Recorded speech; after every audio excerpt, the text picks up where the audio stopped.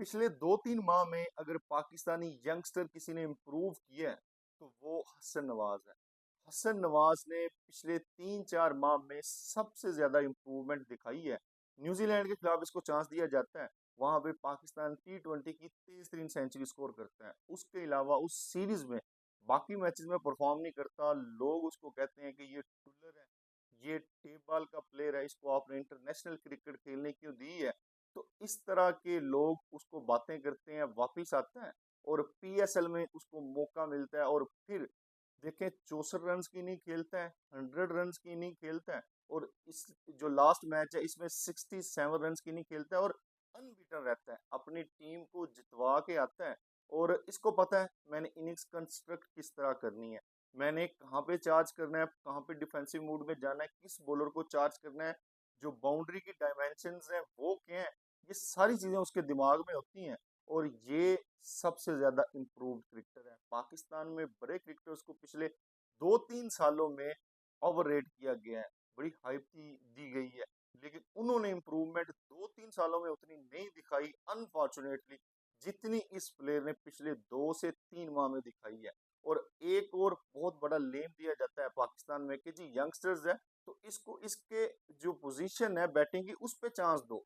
भाई ये ओपनर था, इसको मिडल ओवर में खिलाया है, तो वहां पे इसने परफॉर्मेंस दी है, वहां पे सेंचुरी भी स्कोर की है, वहां पे इसने 64 रन बनाए हैं और फिर 67 रन बनाए हैं, अनबीटन रहा है, अपनी टीम को जितवा के आया, छक्के मारने वाला प्लेयर है और इसको पता है कि मैंने कब चार्ज करना है और इसमें एबिलिटी भी है।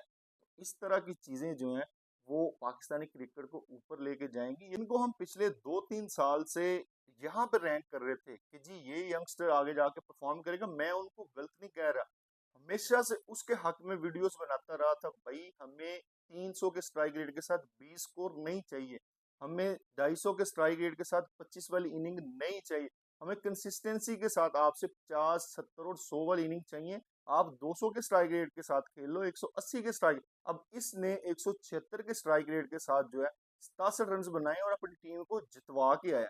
ये होती है कैलकुलेशन, ये होता है इनिंग्स को कंस्ट्रक्ट किस तरह करना, ये होती है मैच विनिंग इनिंग।